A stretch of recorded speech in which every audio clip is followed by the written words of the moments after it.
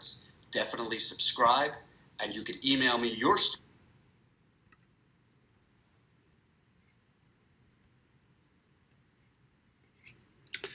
Why, hello, hello, hello. This is Jordan Sheridan. Let me make sure I am live on all platforms. Believe I'm live on Periscope.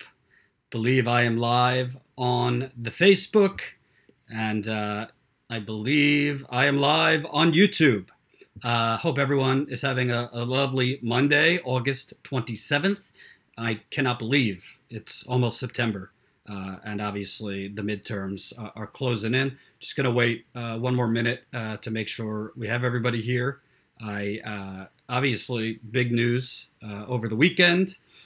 Senator John McCain has passed away. And of course, there is a national media mourning of John McCain. So I am here to provide a little, shall we say, balance. Shall we say morning. Facts, shall we say actual truth about John McCain. So going to get to that. Also, some major news on the Flint water crisis that, of course, is getting no media attention. There was another mass shooting, if you weren't paying attention, over the weekend. Over at a video game conference, no less. So going to try and touch on that. And Bernie Sanders is proposing what I think is one of the best bills that I've seen in a very, very long time. So we're definitely going to cover that. Press the share button. Let's get this out to as many people as possible. As I've told you again and again, unfortunately, I have been suppressed by Facebook, YouTube, and Twitter. So your help in pressing the share button, getting this out there to as many people as possible is greatly appreciated. And on YouTube, if you're paying attention on YouTube, this is a super chat. So you could leave contributions in the chat. We got a lot of them last week, so looking to keep that going. And on the bottom of the screen, I'm trying it out this time. On the bottom of the screen, you're not going to see it on Facebook because I still haven't figured out Facebook and how to overlay the graphics from the tech program I use. But if you're watching on Periscope and YouTube, you got the Patreon link, as well as if you don't like monthly, you could do a one-time PayPal. Or as somebody on Twitter said, well, Jordan, you have no talent, so you have to beg people for money. No, that's actually called independent journalism nowadays, since corporate entities are trying to suppress the truth. So that's what's going on. Maybe I don't have talent too, I don't know. But that's the deal. I am on Long Island at my parents' house, so live from my parents' kitchen. If you followed me back in the Young Turks days, this is where I began my crummy media career. So I'll be here all week. A friend of mine is actually in the hospital, so I've been visiting that friend on a daily basis. But I it's the whole thing. Do you criticize somebody after they die? Even somebody awful, are you supposed to be the bigger person? Don't criticize, don't speak ill of the dead, it's in bad taste, and blah, blah, blah, blah, blah. I don't believe in that. I don't think, I don't think you have to go out of your way to dance on somebody's grave. I don't think you need to go out of your way to be joyous that there are people mourning. So obviously, no matter what I feel about John McCain, I do feel bad for his wife, his children, those he worked with, and those who supported him. He was a human being, even though I think he was an incorrigible human being, which I'm going to get to. But, I do put a disclaimer that, of course, you feel bad for people who had a different experience with the man. But I think that it's dangerous. It's dangerous going forward if we fantasize and create alternative images and legacies of people like John McCain, because then it puts a value. It puts a morality onto the very people that have contributed to what I think is the most dangerous part of America, and that is U.S. imperialism, the military-industrial complex. John McCain was basically the leader of the club as far as, let's spread democracy around the world, even if we have to kill everyone to do it. And what they meant by democracy, what McCain means by democracy, because even he fantasized the notion of what America was, is basically stealing other countries' oil, toppling other countries' democratically elected leaders, and installing our own rebels or resistance, which became terrorists. A lot of the leaders and a lot of the countries that John McCain advocated toppling their dictators and installing our own leader ended up being equal to, if not worse, than that country's leader. There's so much to get into with John McCain. I'll start with the positive because you couldn't pay me enough. If there was another draft, I would dodge, I would flee to Canada or the Caribbean or wherever the hell I would have to flee rather than serving.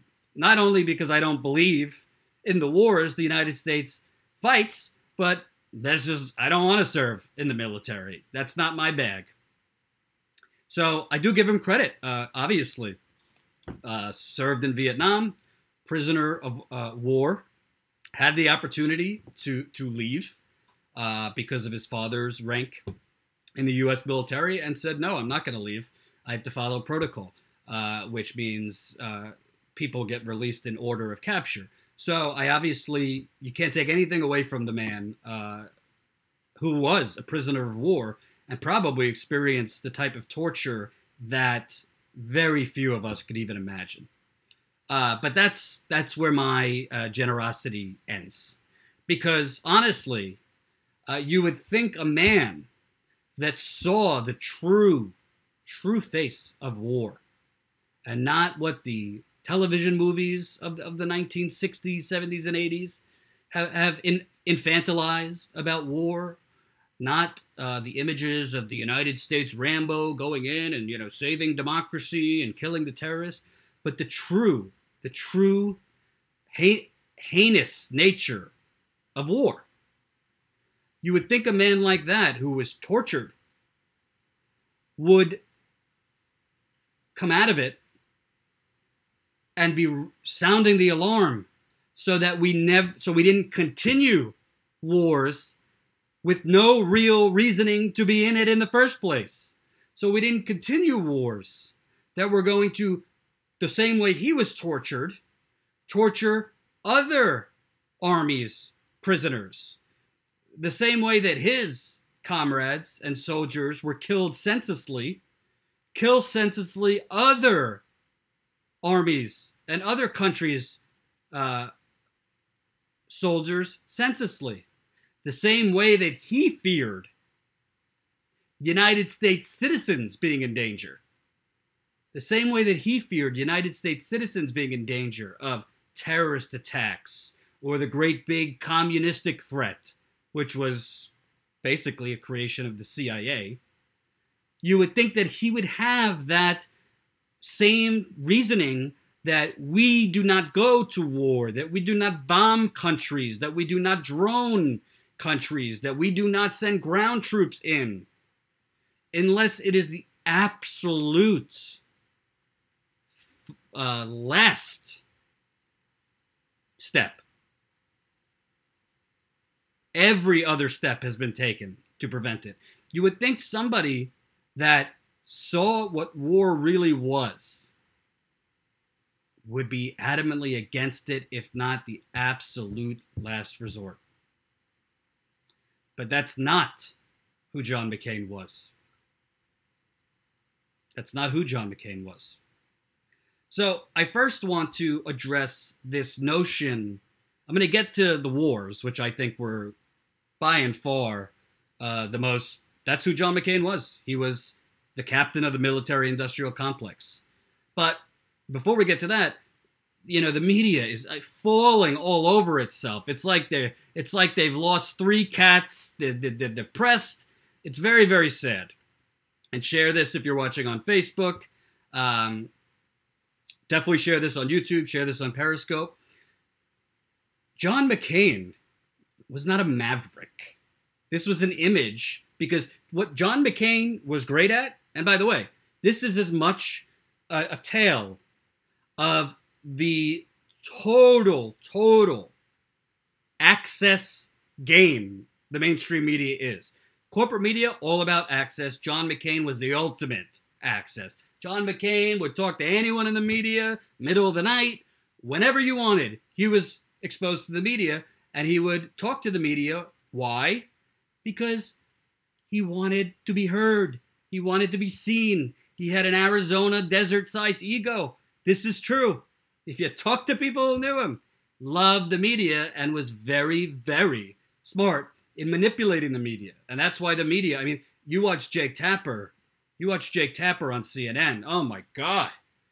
It's like his first girlfriend. It's like walking in on his first girlfriend with his brother or something. He's so sad. And again, I said this at the top. I'm not trying to dance on John McCain's grave. I do feel for his loved ones and all that. But you know what? Maybe we should also think about all the people who have had to mourn loved ones in Asia, in the Middle East, and around the world, because John McCain cheerleaded and was instrumental in America going to war, America dropping bombs, America invading those countries. See, the corporate media is essentially public relations for the U.S. military. This is true. The corporate media is essentially public relations for the United States military and the United States empire. So when one of its captains of the military-industrial complex dies, corporate media and the fantasy it creates kicks into high gear. But John McCain was not some maverick. This notion that he went against his party consistently and did these very shocking, surprising things that no other Republican did. Okay, well, before we get to war of the defense contractors, well, here's John McCain's top donors in his entire career. Number 1, Merrill Lynch. Hold on.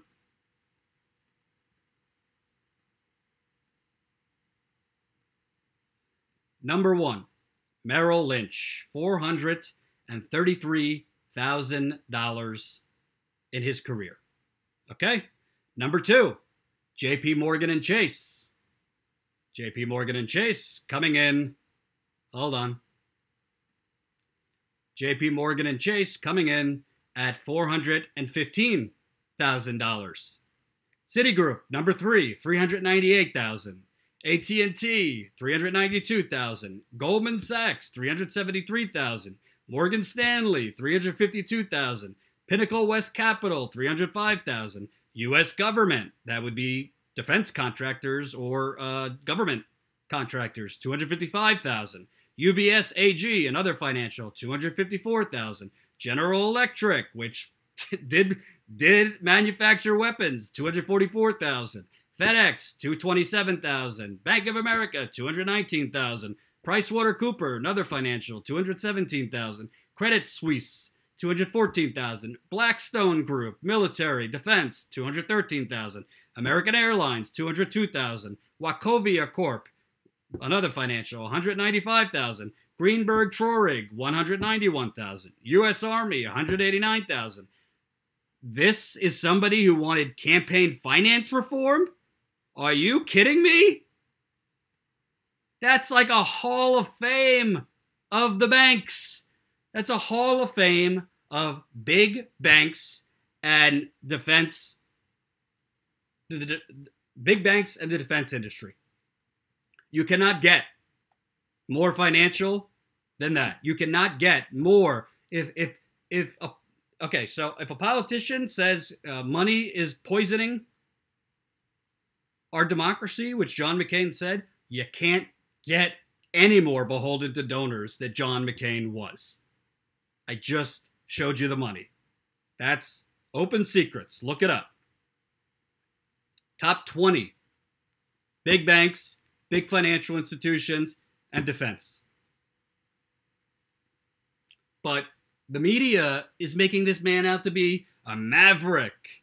A maverick. Such a maverick that when facing Barack Obama and the polls weren't looking good, instead of going with his gut, instead of going with what he wanted to do, which was to pick Joe Lieberman, which also would have been disastrous, he listened to his political people around him and decided, oh, I need to pick an idiot who's a creationist, who doesn't know how to spell, much less read.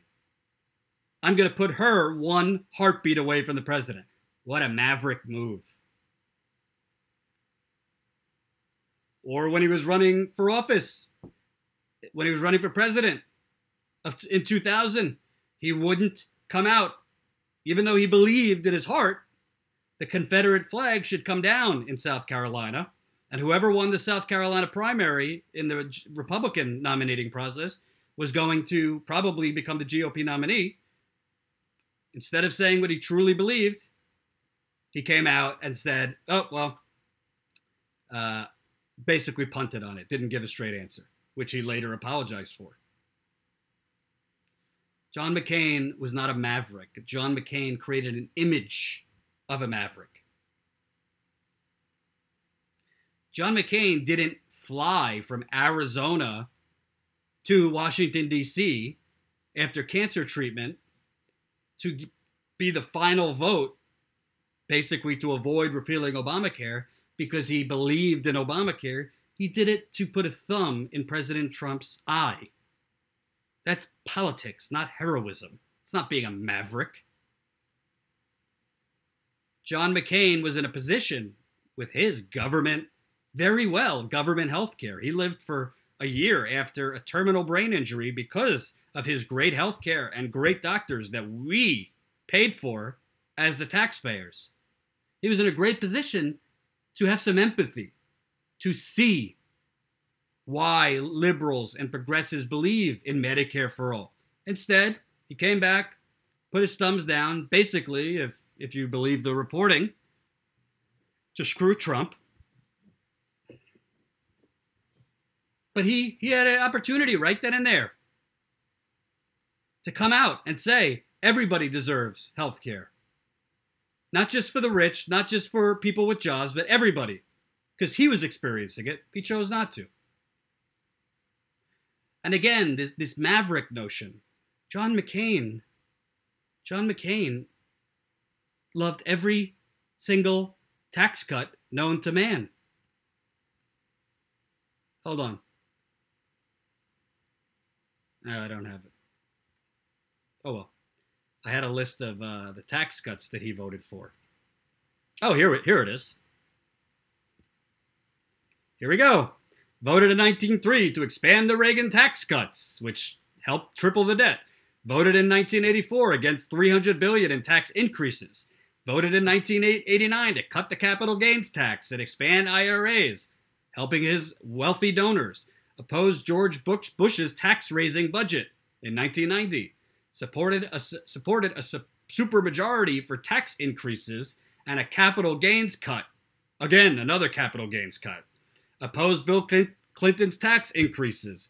Voted for tax-free medical savings accounts. Supported tax-free education savings and capital gains tax cuts. Oh my God, how many capital gains tax cuts? You think he was doing that for the middle class and the poor? No. Voted to cut income taxes in 1998. Voted to eliminate the marriage penalty in 2000. Supported additional tax cuts during the Bush administration after opposing the initial Bush tax cuts in 2001. And by the way, the only reason he opposed the initial Bush tax cuts in 2001 is because he said, oh no, we're at war. And he never knew a war he didn't support. So this fantasy of John McCain as like the maverick, it's just that. It's a fantasy. He very rarely did anything or stepped outside of conservative orthodoxy to do something courageous or brave politically. Obviously, he was a prisoner of war and all that. And as a reminder, if you're watching on YouTube, this is a super chat. So if you're feeling super, if you like what I'm saying, feel free to contribute. I also have at the bottom of the page, I put right there ways you could contribute.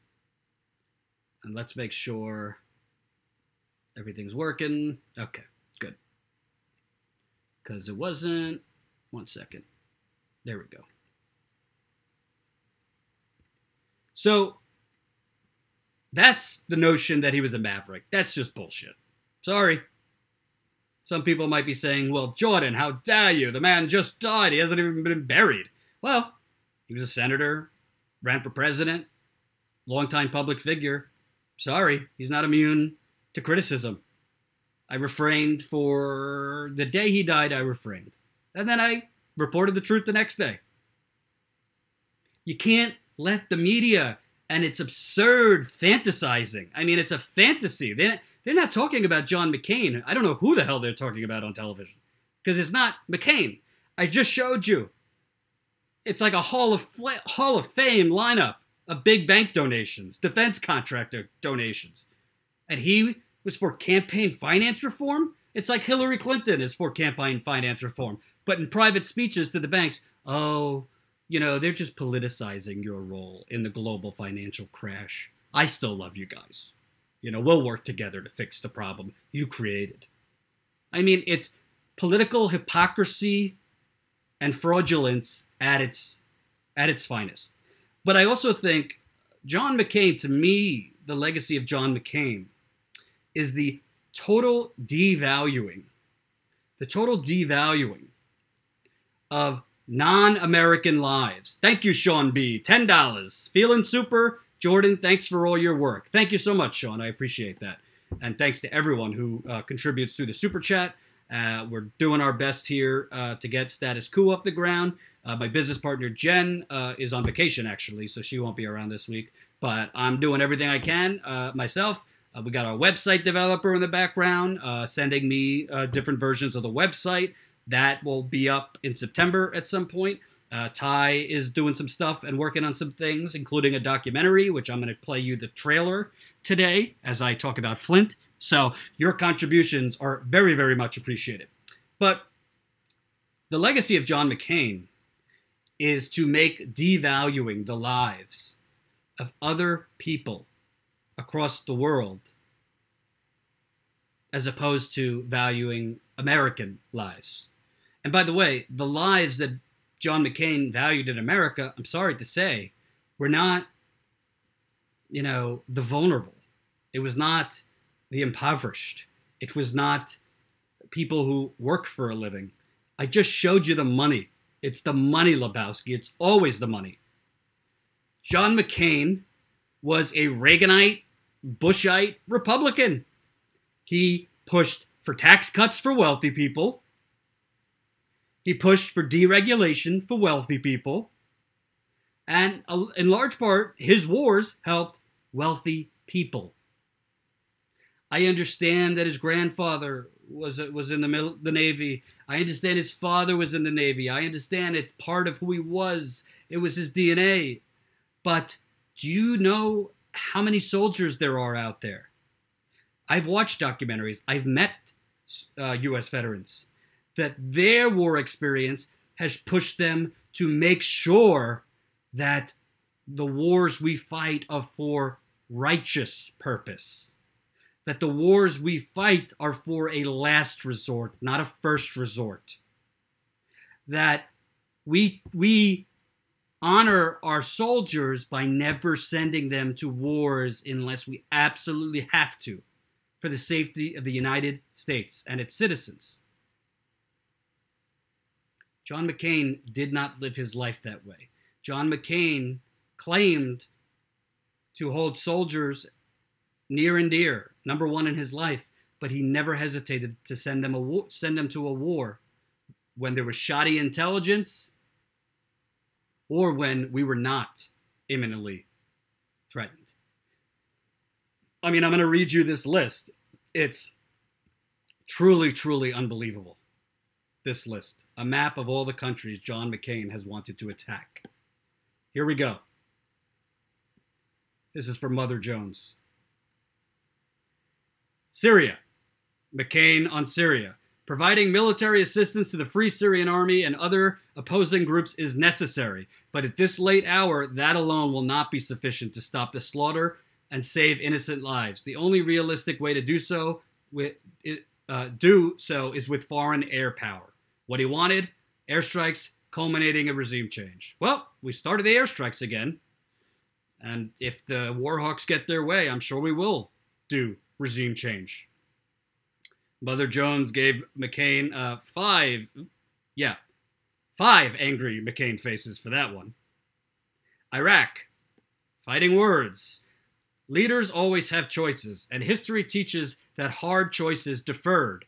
Appeasing Hitler, choosing not to deter Saddam Hussein in 1990, failing to act sooner against al-Qaeda, often bring about the very circumstances we wish to avoid by deferring action, requiring us to react in freedom's defense. America's leaders today have a choice. It will determine whether our people live in fear behind walls that have already been breached as our enemies plan our defeat in time we have given them to do it. What he wanted, a ground war culminating in regime change. I just want to read you one more thing before I tell you how ridiculous that was. This is from Splinter News. Within hours of 9/11, Mr. McCain, the Vietnam War hero and famed straight talker of the 2000 Republican primary, had taken on a new role, the leading advocate for taking the American retaliation against al-Qaeda far beyond Afghanistan. In a marathon of television and radio appearances, Mr. McCain recited a short list of other countries said to support terrorism, invariably including Iraq, Iran, and Syria. Within a month, he made his priority. Quote, very obviously Iraq is the first country, he declared on CNN. By January 2nd, McCain was on the aircraft carrier Theodore Roosevelt in the Arabian Sea, yelling to the crowd of sailors and airmen, next up, Baghdad. I want to point that out. He used the phrase deferred action. Deferred action. That's what the Iraq War was. It was a deferred action. We were following through on the failed or deferred action of the Gulf War, of the first Iraq War. Well, tell that to the 9/11 families. Tell that to the families of the Iraq War who lost their loved ones.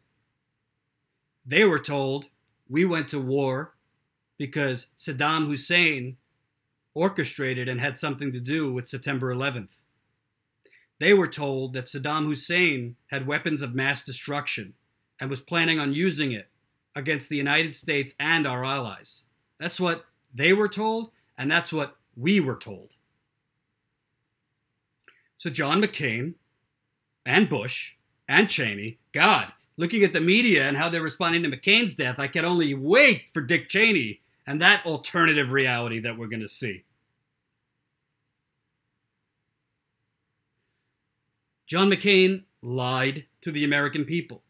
He helped lie us in to a real war based on fake reasons and fake pretenses. That's not heroism. That is imperialism. That is devaluing the lives of the soldiers you swear you're there to protect. That is devaluing the lives of Iraqis, hundreds of thousands of Iraqis, killed or wounded. What created ISIS that has killed American citizens? Us going to war in Iraq. What has breeded unprecedented terrorism around the world? Us invading these countries that John McCain has led the charge for.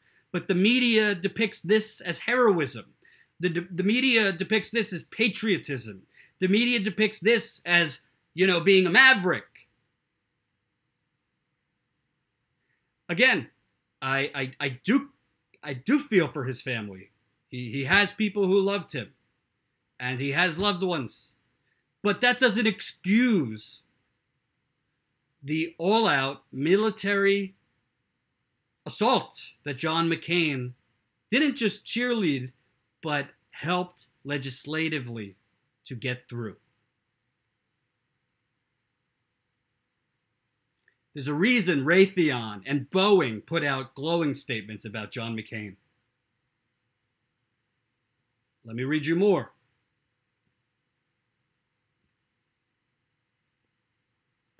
Afghanistan. Quote, we should make an immediate statement of our resolve that we no longer intend to tolerate sanctions given to our enemies by any nation. Should the Taliban refuse our demand, then they must know that they will be treated as allies of our enemy, and thus are themselves our enemy and will suffer much for their allegiance. What he wanted, bin Laden's head at any cost. And John McCain, to this dying day, still supported being in Afghanistan. We have been in Afghanistan for nearly 20 years. Why are we still in Afghanistan? Why are we not spending money on health care, public education, investment in inner cities, and for minority education and investment, infrastructure, child nutrition programs, water quality? Why are we spending that money to be in Afghanistan? Al-Qaeda ain't in Afghanistan anymore. Neither is the Taliban. And by the way, the United States under Barack Obama and Donald Trump have worked with Al-Qaeda in places like Syria. I mean, it's madness. It really is madness. Paul Bisco Gaming, 31 minutes later, I get a notice. Yeah. Fortunately, that's YouTube, or as I like to call it, FuTube. But none of this truth is being told in the corporate media. And you know what? If the media wanted to have an honest representation of who John McCain was, if the media wanted to say, here are the good, here were the bad, if the media wanted to say, John McCain was instrumental in us going to wars, in hundreds of thousands, if not millions, of people dying all over the world. Paul, thank you for the $2. Help the cause. As a reminder, this is a super chat. If you're feeling super, maybe you spent a little too much money on the weekend, but you know, if you want status quo to persist and exist, help us out. And Kelly Elaine on Facebook says, Arizona, #1 recipient of military bucks. That is true. But what's amazing to me, honestly, you know, where is the value? Where is the human? Where's the mourning for all the people that John McCain advocated to kill? And in the name exactly of what?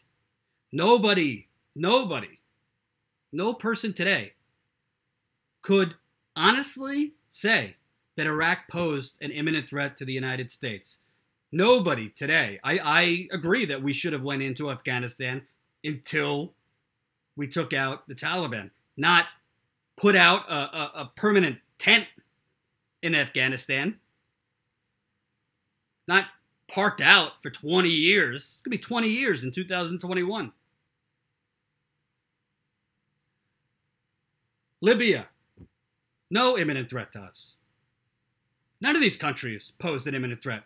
A lot of them pose threat to our oil supply because it's the United States of oil and it's the United Corporations of America. I mean, real quickly, I'll keep reading. Here are the other countries. Afghanistan, he wanted to invade. Libya, he wanted to invade. Kosovo. The best course for us, NATO, Kosovo, Russia, and even Serbia, is to begin fighting this war as if it were a war, with huge stakes involved, instead of some strange interlude between peace initiatives. To that end, we should commence today to mobilize infantry and armored divisions for a possible ground war in Kosovo. I mean, that's one of the few good things I could say about Bill Clinton's presidency. We didn't go to war all over the world.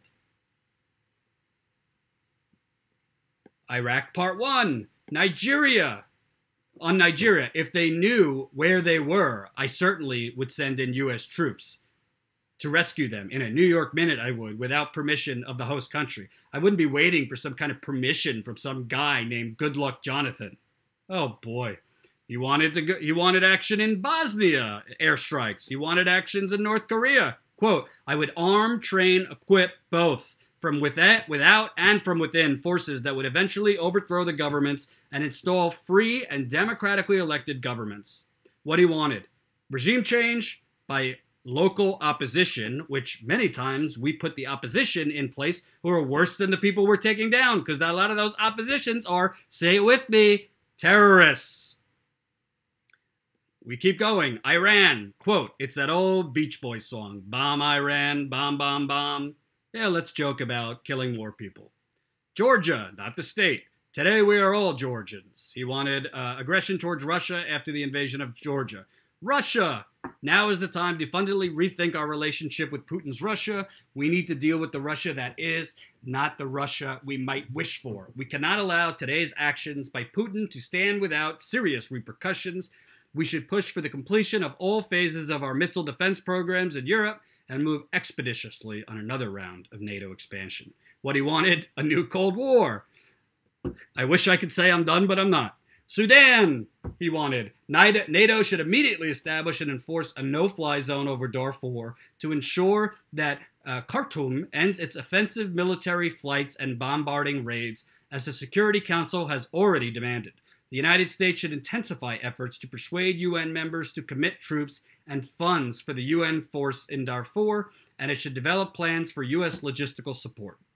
He wanted UN troops. Mali, we need to have DoD assistance as much as feasible and necessary to prevent Mali from deteriorating further into a chaotic situation. China, the Arab Spring is coming to China. Oh, God, thank God, I was getting tired of reading that. I mean, folks, this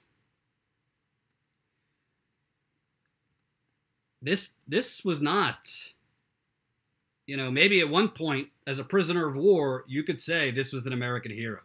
As a politician, Martha Riddle, $14.99. Thank you once again for calling out mainstream media hypocrisy. I will do it until my last breath, Martha. Thank you for the generous contribution. This is not a hero. He was not a hero as a politician. You want to say he was a hero as a prisoner of war? I agree with you. Anyone, progressive, conservative, it doesn't matter. They deserve our appreciation, even though it was a terrible, stupid, reckless war, Vietnam. John McCain was, there's no other way to put it, a U.S. imperialist, a warmonger, and a hypocrite. He had one track in his brain, and it was for the United States to rule the world, to threaten other countries, and to exert our might. And I think that is his dying legacy. Chemo says, Jordan, you're aware that you're going up against Joe Rogan in this time slot, right? I was not aware of that, but that's good to know. When Status Quo launches, I'm going to be going live at the same time every day. It's been a little tricky for me to go live at the same time every day for the last few months because I've been doing physical therapy for my back. And this week I'm visiting a friend who's in the hospital as much as I can. But yes, that's good to know. Chemo, tell me what time in the chat. Tell me what time Joe Rogan goes live so I know not to. And then tell Joe Rogan to have me on his show. Would love to go on his show and detail a bombshell story that the mainstream media has been suppressing about the Flint water crisis that I have. So, thank you. The audience informs me all the time. All the time. And share this video on Facebook, share it on Periscope, share it on YouTube. Oh, Joe just finished. How's the back feel? Little tight. The problem is less the back. The problem is my foot. Because the disc was pressing on my nerve for God knows how long. And a piece of that disc broke off and was lodged in my spinal column. So before the surgery, my whole foot was numb. Now, basically, it's the left side of my foot that's numb. So I've gotten most feeling in my foot, but not all. So still going to physical therapy, all that. Last thing I'll say about John McCain is this. It doesn't make you a hero to pound your chest for 80 years inventing a fantasy United States. It doesn't make you a hero to preemptively threaten or invade other countries more vulnerable than ours. The United States was founded, besides being genocidal towards the Native Americans, besides based on slavery.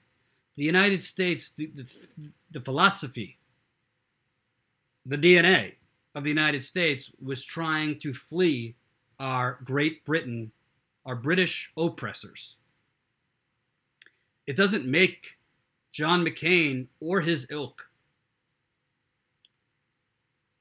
heroes to basically become worse than the British ever were to the colonists. That's what John McCain believed in. He believed in not U.S. might, U.S. imperialism. And it's dangerous to celebrate that. You could celebrate him as a war hero for being a prisoner of war. I totally agree with that. But to take it to the level it's at now,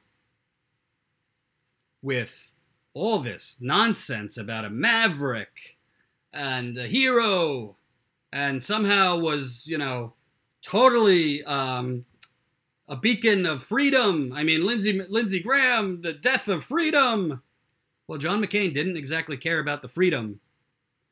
John McCain didn't exactly care about the freedom of Vietnamese.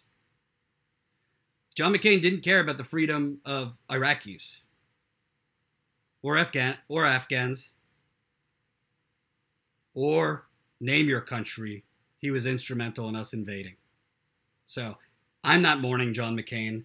I think it's a true commentary of what our corporate media is. At the end of the day, our corporate media is about access. It's not about reporting the truth. It's not about accurately telling you or holding power accountable. It's about keeping close to power so they have access. Because the corporate media believes that if they have access, that will equal ratings, that will equal breaking news, and all those things. I think what independent media is showing, true seekers of truth don't give a damn about our access. They give a damn about truth and facts. And you don't get truth and facts, if you're the mainstream media, by kissing figures like John McCain's ass when he's alive or in death. That's not truth. That's propaganda. He never saw a tax cut he didn't like. He never saw bombs he didn't want to drop on Asians, on brown people. He always saw the death of innocent civilians all around the world as the price of war. The only problem is, it's not a war when you're constantly at war. That's a complex. John McCain didn't believe in war. He believed in occupation. He believed in imperialism. He believed in the United States as the world's police. It's a dangerous, dangerous political ideology that has led to not only the murder of millions of people, but all the people that were left behind those people. Think about the families who's in some ways have died themselves, losing their family members for no real reason. So that's what I think about the death of John McCain. And I'm not going to sit here and, pretend he was some upstanding American hero. He wasn't. Sorry. He wasn't. From one war hero, again, give him credit for his fight against his being a prisoner of war. From that to Bernie Sanders and his, I don't know what you would call it other than an all-out assault on Amazon and Jeff Bezos. And I am loving every single minute of it. Bernie Sanders, and I always tell my parents this, and I always talk to Republicans about this when I was on the campaign trail, and basically, I always point out, what about the endless welfare given to corporations? So you only care about welfare given to poor people, most of them poor because these very corporate behemoths don't want to pay a living wage. So Bernie Sanders, see, this is why Bernie Sanders is so beloved. This is why Bernie Sanders, I think, if he runs for president, will win the Democratic nomination and defeat Donald Trump, assuming health. Because Bernie Sanders offers specifics based on morality. Hillary Clinton, well, we could offer a plan where college could be like debt-free at these percentages and that. No. Well, you know, we could do this about private prisons, but we can't totally eliminate it. Well, you know, the devil's in the details. No. Bernie Sanders says he has pushed forward a plan that companies like Amazon would have to pay 100% of assistance for workers that are on welfare. Quote, I don't believe that ordinary Americans should be subsidizing the wealthiest person in the world because you pay your employers inadequate wages. Oh, I love it. I love this. Way past time. This is from, where is this from? Common Dreams. Amazon CEO and the world's richest man, Jeff Bezos, makes more money in 10 seconds than his company's median employee makes in an entire year. And thousands of Amazon workers are paid such low wages that they are forced to rely on food stamps, Medicaid, and other forms of government assistance to survive. Declaring that this ever-growing gulf between the obscene wealth of top executives and the poverty wages of workers, which is hardly unique to Amazon, is morally unacceptable, Senator Bernie Sanders announced on Friday that he will introduce legislation next month that would impose a 100% tax on large employers equal to the amount of federal benefits received by their low-wage workers in an effort to pressure corporate giants into paying a living wage. Under the new legislation, if an Amazon worker receives $300 in food stamps, Amazon would be taxed $300. The tax would apply to all companies with 500 or more employees.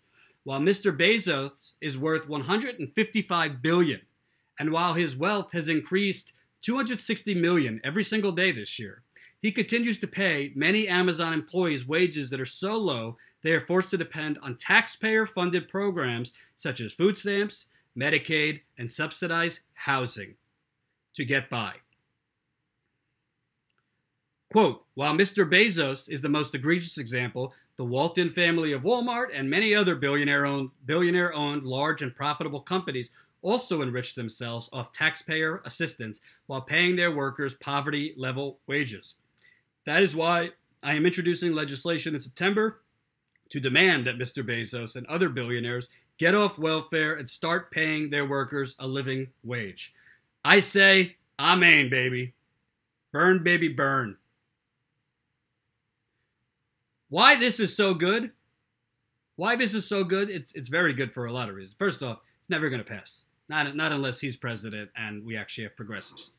But why this is so good? First of all, if you want to talk about the media enshrining John McCain and fantasizing about John McCain, the media, the love they give to Jeff Bezos and Walmart and the very companies that are responsible for, the takers that Paul Ryan so goes after. No. It's time to shame Jeff Bezos. It's time to shame the Walton family. It is time to shame the owners of McDonald's, Burger King, Taco Bell, Wendy's. I could go on. It is time to shame these employers, these plutocrats, whose greed and social Darwinism, and in practice, paying off the politicians. Oh my God, do you see these cities? These cities are throwing themselves like a drunk college student at an older man or woman to try and get Amazon to open their second headquarters. It is time to publicly point out that Amazon paid no federal taxes, income taxes last year. For years, companies like General Electric weren't. There's plenty, so many Fortune 500 companies pay nothing and also get subsidies so that not only do they pay something, but they get a refund. Yet, their workers who are paid $7 an hour, $8 an hour, some cases it's moving up, they're demonized as the takers, workers who work, in some cases, 50, 60 hours a week. Muhammad, that's good that you never did that as a drunk college student. Victoria says minimum wage in Louisiana is $7.25, and it's horrible. So, Bernie Sanders, and I guarantee you he'll make it, if he runs, this will be a big part of his campaign, and I didn't think he pushed it enough when I covered him in 2016. You want to talk about welfare? Let's talk about corporate welfare. Let's talk numbers. Let's get progressives outside Amazon's headquarters. Let's get progressives outside Walmart. Why are we subsidizing them to basically treat their workers like the dirt under the floor? And these workers aren't in a position to strike. These workers aren't in a position to go protest. They're living paycheck to paycheck. They can't take that risk. But we have created a system in America that allows them to get away with it, that allows them to hoard money. Did you hear what he said? Jeff Bezos is making more in 10 seconds that I'm speaking than you will make this year. The Natural Progressive, thank you, $5 in the super chat. Hashtag walk out for 15. One day, everyone who makes less than $15 walks off their jobs. 46% of the country. That is the only way to get through. I agree. I don't think that would be the only way, but that should happen. Absolutely. It's time to shame. These are not titans of industries. These are economic criminals. These are economic hoarders. Jeff Bezos is hoarding the United States government. And you and me are paying for it because we have to pay for his people to be on welfare, his workers, as well as the people who work at Walmart, fast food. And I'm not demonizing those people. They don't have a choice. So it's not only that it's immoral that these people should not make a living wage. It's immoral that this man is hoarding money. First of all, at some point, can we talk about a cap on how much money one can make? I know that's a radical communist point of view, but at a certain point, enough is enough. How much more do you need? It's not about money at that point. It's about absolute power. Well, absolute power corrupts. Why is it? It's a very simple concept. If Amazon's workers have to pay $300 or have to get $300, Amazon should pay for it.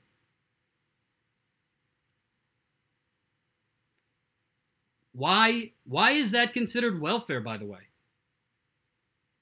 It's not the Amazon workers' fault that they're not getting paid a living wage that meets current prices and inflation.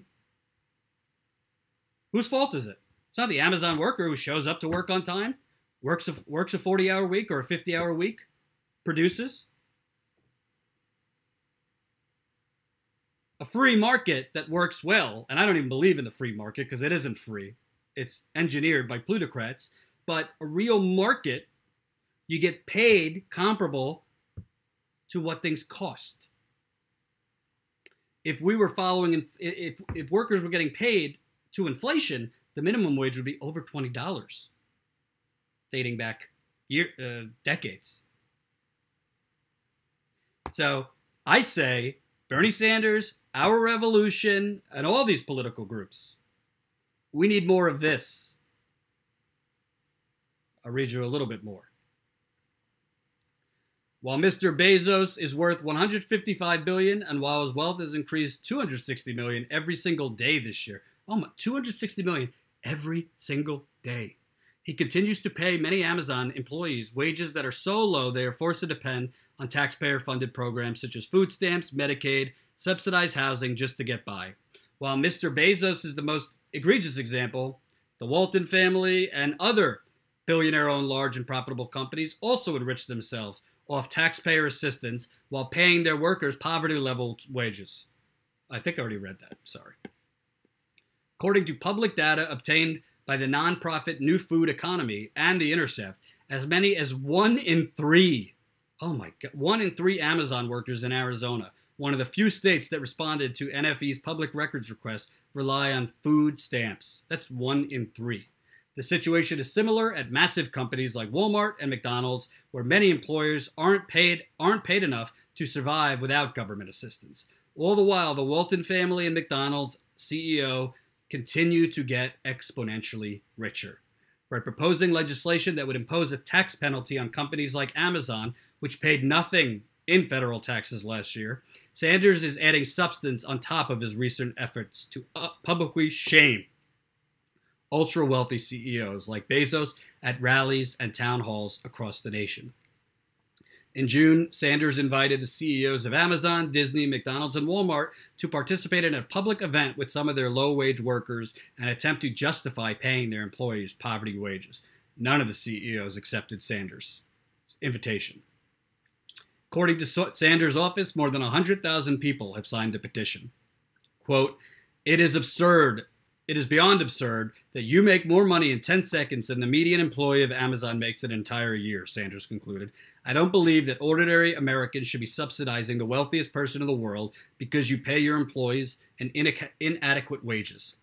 And let's call this what it is. Let's call this what it is. The United States government is essentially treating Jeff Bezos and other CEOs like him almost like pharaohs and emperors. What in the world does Jeff Bezos do that he should be getting $260 million a day? Why is that not going to his workers? In what economy is that moral? In what economy is that justified? And we're all guilty, by the way. I use Amazon. I'm sure you do in a lot of cases. I try not to. This is theft. Jeff Bezos is stealing from his workers. Bill Walton is stealing from his workers. And let's call it what it is. Most of them poor, many of them minority. You want to talk about an American dream? How are you supposed to have an American dream if you work a 40-hour week, you develop skills, and you have to go on Medicaid and subsidized housing? Yeah, it is a dream, a fantasy.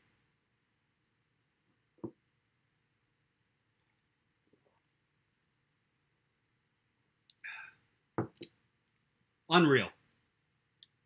Unreal. Marshall says, without a people's army, the people have nothing. Well, Marshall, how about you join this army? Coming to you very, very soon. I know you guys are getting anxious. I've been teasing this for a while. But I promise, we are coming. Hashtag status coup. Endo, we just need to vote. Yes, but we need more than that. There needs to be protests. The only way you wake people up is get them out of bed. Amazon headquarters and Amazon factories need progressives and workers protesting. Period.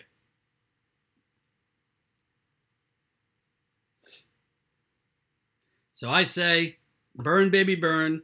Feel the burn. Throw in your adjective. Throw in your hashtag.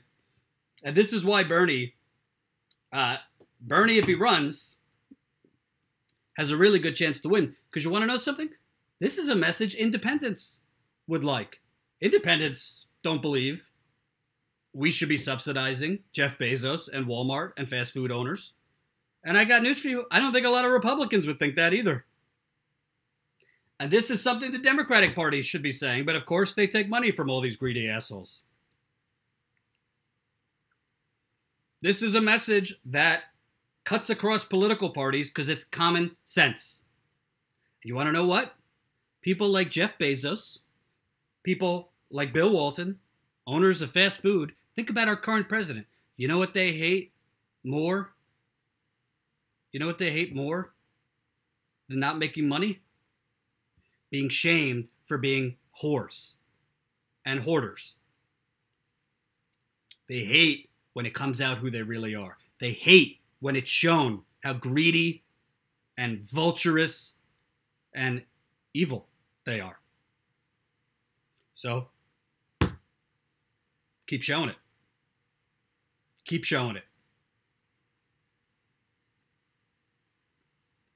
From one form of evil, and share this on Facebook. Let's get this out. Facebook's also suppressing me, so I got over 20,000 likes, but can't seem to get past 30 live viewers on Facebook for some reason. But thank you for the hearts that are coming in on Facebook. And on Facebook, there's no super chat. So if you want to become a Patreon subscriber, if you want to leave a one-time contribution, I left the links to do both in there. You could do Patreon, you could do PayPal, and of course on YouTube, you could do that and super chat, whatever floats your boat. Last story. I'm going to get to the super delegates tomorrow. I don't have time to do it today. It was a good step. They passed sharply reducing super delegates. I think there's strings attached, but we'll get to that tomorrow. I want to report on something that is truly a bombshell. This is a bombshell, what I'm about to report. Yet, you will not see it on cable news. You will probably not see it in print, and you're not going to see it in many digital sites. There is new news that the state of Michigan very much knew of not only that General Motors had dumped its chemical waste in the Flint River dating back to the early 20th century, but it also, news has come out that the state of Michigan knew that cancer-causing chemicals known as PFAS, chemicals that are come in the manufacturing of cookware like Teflon, those cancer-causing chemicals were also found in the Flint River before the state moved the city onto the Flint River as its main drinking water source. The state knew that high levels of PFAS, again, cancer-causing chemicals, were in the Flint River, and they switched to the Flint River anyway, and according to Flint officials at the time and Flint residents, they weren't told about this. So before I get to this story, I want to play you the trailer. I want to play you the trailer to the documentary Ty is making of our Flint reporting. It's already on YouTube. It's almost at 100,000 views. It's our most watched video so far on this channel. I want to play you this trailer, and I'm going to play it for you for a very important reason, which you'll find out. So here we go.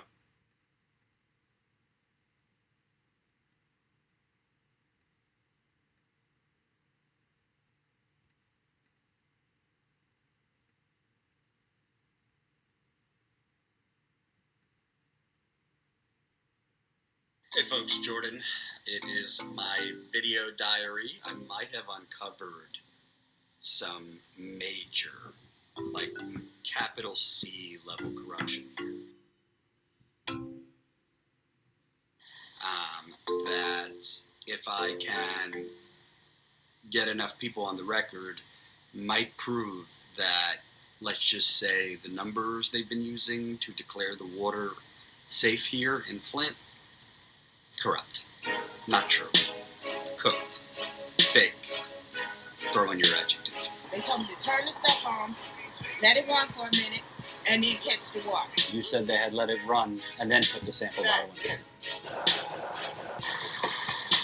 Did they tell you to let the water run first for a little bit and then put the bottle in there? Yes. Or to immediately put the bottle in there? Literally. There was just almost like this eureka moment, this light bulb moment that went off yesterday as I was talking to a resident here. And when he told us that he was told to let the water run for 4 to 5 minutes before testing, all our eyes like came out of its sockets, because you're not supposed to run your water before you test. When you run the water for several minutes before you test, that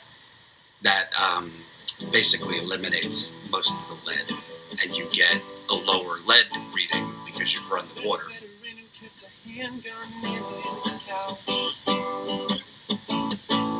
Shades around his eyes are burning, cigar in his mouth. When the water crisis is over, and somebody stands up and says, hey, the water crisis is over, will anybody believe it? No. No. No. I know you can play games with whether or not you allow water to run before you test it, or how long you let it run, things like that. I don't trust the city of Flint, the governor, any of them. I'm all broke out. I have picked my own pictures. I'm all broke out. I'm diabetic. I have like whips. And this is from the water. Itching, breaking out, stuff like that. My teeth. Yeah, so. And I've had pneumonia. I skin and I hear. Go ahead, get it. Bro, I'm telling you. And I get them like, this bro. And they were worse.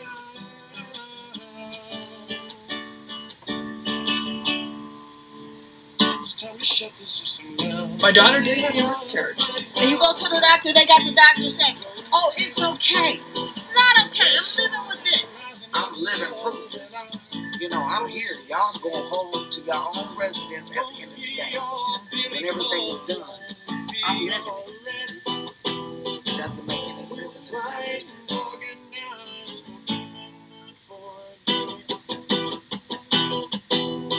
My youngest daughter, she's now got some learning disabilities. How old? She's 9. Even though the American government probably fuck this woman. Look at that flag.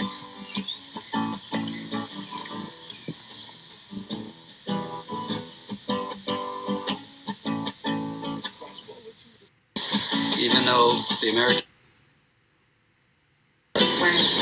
So I wanna leave an image of this young woman up for 1 second. Her name is Amanda Jean, and 34 years old, and as you can see, she's without her hair, in chemotherapy. I've talked to her extensively.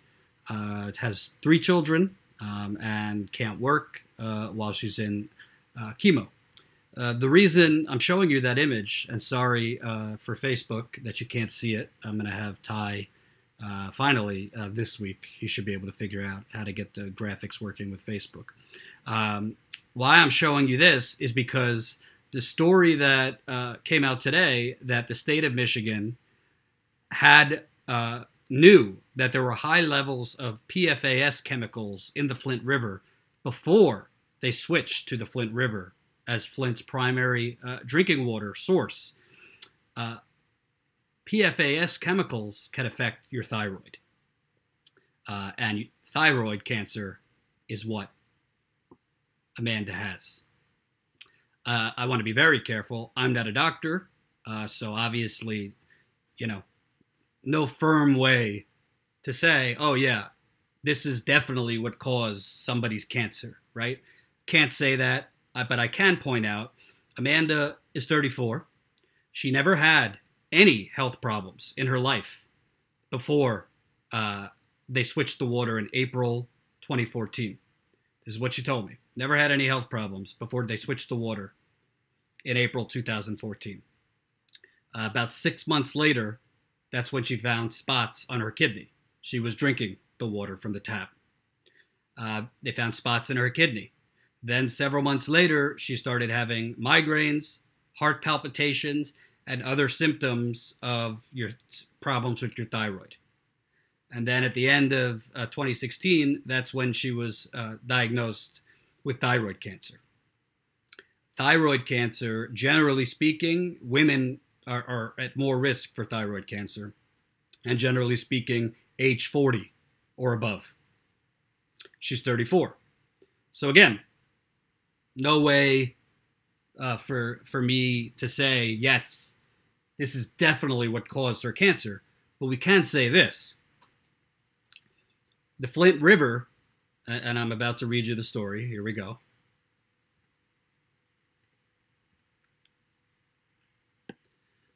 Testing of the Flint River showed rising levels of PFAS contamination before it was used as the city's water source 4 years ago. But while that information was shared within state government in a report authored by a Michigan Department of Health and Human Services Division Director, it may have never been shared with the decision makers in city government. The report, quote, measuring perfluorinated compounds in Michigan's surface waters and fish, showed that 2 samples from the river, both taken downstream, north of Flint, had the second and third highest concentration of PFAS, per and polyfluoroalkyl substances in testing at 13 separate sites in the state in 2011 and 2013. PFAS are a group of man-made chemicals that have been used in a variety of products to make them resistant to heat, oil, stains, grease, and water since the 1940s, according to the EPA. The chemicals can accumulate over time in the body and in the environment, and exposure to PFAS has been linked to increased risk for cancer, thyroid, and liver damage. Again, cancer, thyroid, and liver damage. It's not clear whether the report's principal investigator, former DHHS Division Director Linda Dykema, shared information about the Flint River contaminants with key city and state decision makers who were defending the safety of the city's water at the time the report was released without fanfare in May 2015. DHHS spokeswoman Angela Minicucci said the report was shared with 3 other state agencies, the Department of Environmental Quality, which has been shown to lie and cover things up repeatedly, the Department of Natural Resources, and the Department of Agriculture and Rural Development, as well as EPA. But Minicucci said can't say whether the information ever made its way to locally elected officials or state-appointed emergency managers in Flint City Hall who were in a position to shift policy on the city's water source. Quote, I'm not aware of it being shared with the city, and that's not how we would utilize a grant such as this, Minucci said in an email to MLive. We completed this report to fulfill a grant reporting requirement and then used the data we gathered from this grant to update the Eat Safe Fish guidelines. What in the hell is this person talking about? And the former mayor of Flint, Dane Walling, said he was not told about this. He was not told about this.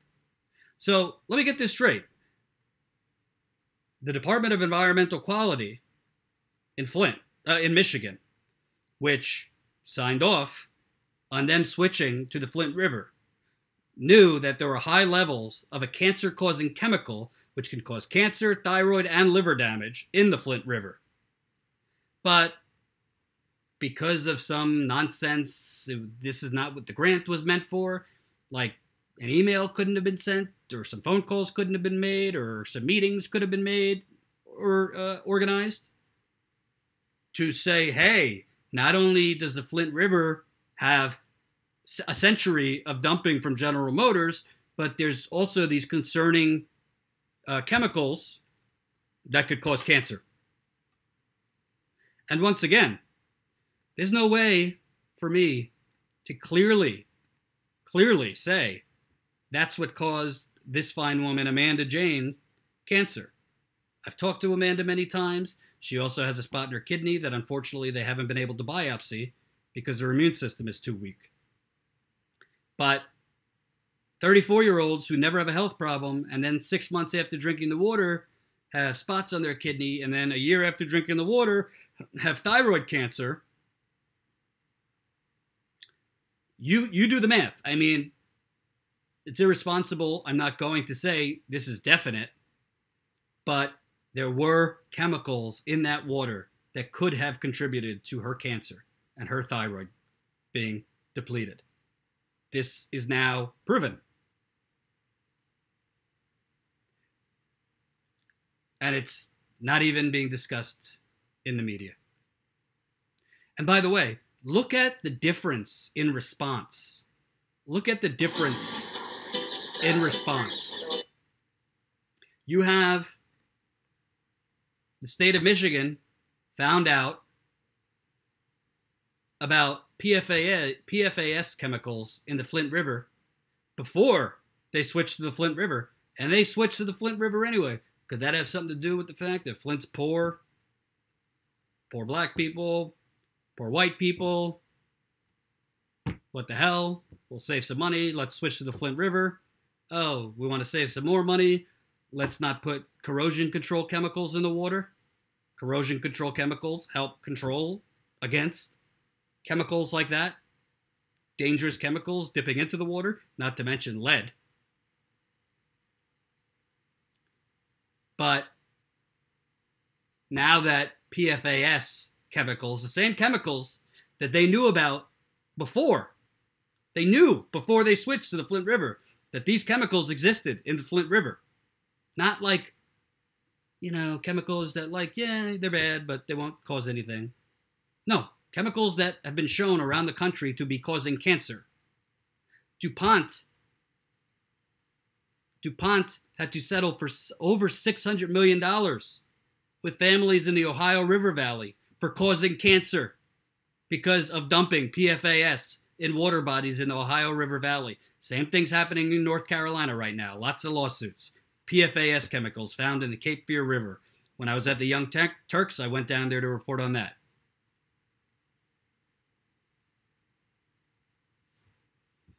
Now the PFAS is being found throughout Michigan and other water bodies that affect middle-class white people. They're on it. They are on it.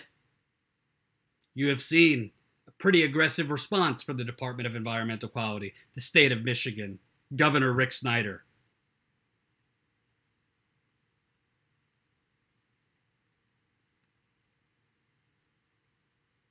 It's unbelievable. It's really, really unbelievable. This is called environmental racism. This is called environmental racism. Let me tell you something. If PFAS chemicals were found in Ann Arbor in the water, Grand Rapids, name your pick, they would not be using that water. So not only did Rick Snyder, the Department of Environmental Quality, the Department of Health and Human Services know that this water had contamination from General Motors dumping its waste in there, from fertilizer, fracking. They also knew that there was basically cancerous chemicals in there. I believe it was just downstream from Flint. They used it anyway. And to save a couple bucks, didn't put the proper treatment chemicals in that water. And we know what happened. Will anyone be held accountable? Probably not. Probably not. Because the state of Michigan now has perfected, and the media has aided it in perfecting this, the art of close your eyes, there's nothing to see. That's what the state of Michigan is very good at, and that's what the media has helped them do. I can't tell you how many, one day I'll get into this, hopefully soon, how many media outlets I've spoken to in Michigan. And the responses I've gotten from them on certain findings, you would be absolutely stunned. Stunned at these responses. I'm not. You would be. And I am going to reveal a lot of that. Not just for Michigan, but nationally too. So here's the bottom line, folks. I say it all the time. This is why I cover water issues at length. You need to take it upon yourself to find out, number one, where your drinking water comes from. If you have well water, look into that too. You need to find out where your drinking water comes from. You need to find out what flows into that water source. Your drinking water might come from a local dam, a local stream, a local river, a local whatever that has a lot of other river bodies that flow into it. The Flint River, for example, had something called the Holloway Dam that flowed into it that had a lot of nitrates and fertilizer that flowed into the Flint River. Some main river bodies have hundreds of other water bodies that directly or indirectly flow into it. So that means find out who are the agencies in your town, in your city, and in your state. You need to find out. There are websites that have names of chemicals and the amounts of chemicals in your water. I don't trust them because they come from the EPA. And unfortunately, I've learned that the EPA isn't exactly the most transparent with a main mission of finding contamination. The main mission of the EPA, state environmental agencies, local officials, is to make sure they don't find anything so they don't have to pay for it. And Sam just put it in there. If you're not signed up to my email list, what are you doing? This is how we're going to grow the company and the website that we're launching. That's how you get around YouTube, Facebook, Twitter, and all these suppressive sites. So definitely enter your name and email so we could get news to you first. We won't get hysterical and bug you 24/7, but we will be sending out emails from time to time. I wanted to read a statement that I just got from Melissa Mays.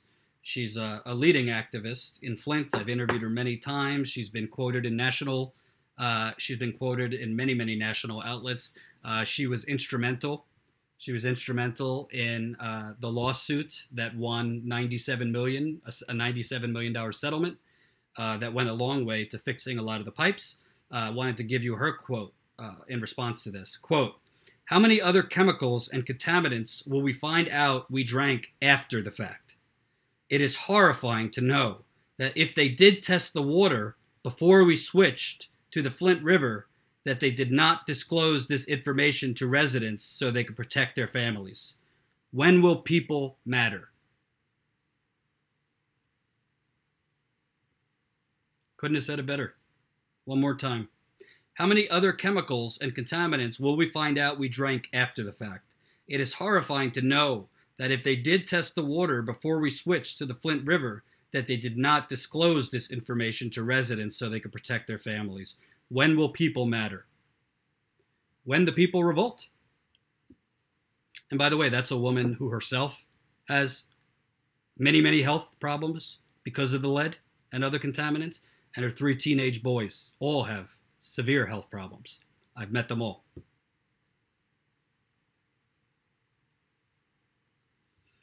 So while the media gives a post-mortem love affair to the dearly departed John McCain, who I told you the truth about earlier, and we argue about whether the flag should be at half staff or full staff, that's literally going on. And the rest of whatever distraction Trump puts out this week, just know it's now been revealed. In any sane environment, in any sane media, this is a bombshell. It's more evidence that state officials intentionally switched an entire city, at the time over 100,000 people, to not only a water source contaminated by industrial contaminants, but contaminated with cancer-causing chemicals, and did it anyway. If you don't consider that environmental genocide, you're not looking closely enough. And don't think this is exclusive to Flint, folks. Do not think this is just a Flint thing. I have reported, and I will continue to report on other areas with water contamination. And all these stories are not just about the water. It's about who knew what, when. It's about cover-ups. It's about agencies looking the other way and blaming that agency and that agency instead of themselves. It's about a CYA, cover your ass. Meanwhile, it's the people getting sick in Flint. Wait until you watch this whole documentary that Ty is currently working on from our reporting in Flint. Wait until you see how sick this city is while it's depicted as improving. I mean, East Chicago, Indiana, same thing. North Carolina, same thing. So I will continue to report on these matters. A few public service announcements. We are pretty close, I'd say a couple weeks away from launching our website. My website diviner is sending me the blueprints, and we're going back and forth, making tweaks here and there. Like I said, once we launch this website, we launch this company, I will be live at the same time every single day, so you don't have to worry about notifications or anything like that. We will send you the notifications from our site, but we are going to create appointment internet. Ty and I are also going to be taping and recording a podcast with each other. We'll be releasing that same time every week. We're going to try to get in a routine, in a consistency. Right now, we're just putting it together. It's very time laboring task to basically build an entire media company with just a few hands. So thank you for your patience, and thank you for your contributions. The Patreon is past 400 now. We're marching towards 500, hopefully.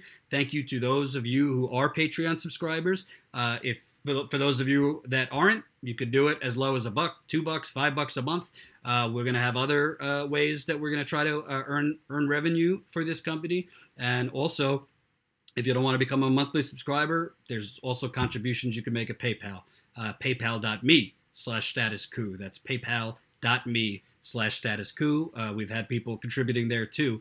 I very much believe, and I said this during my videos on Abby Martin, the days of free media are over. If you want the truth, you're going to have to pay for it. There's no way to put it.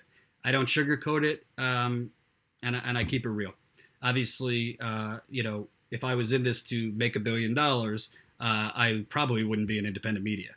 But we do need funding to do everything from report to travel to research to keep the lights on. So if you like what you're seeing, if you've seen what I've done in the past, definitely consider becoming a Patreon and contributing in whatever way you can. If you can't, share these videos, get them out to more people. I will see you tomorrow. I'll be live tomorrow, let's say 3:30 Eastern time. I'm working around visiting a friend. Actually, no, tomorrow I'll be live earlier. So I'll see you live tomorrow, probably around 2:30, 3 o'clock Eastern. Thanks for watching. Have a good night.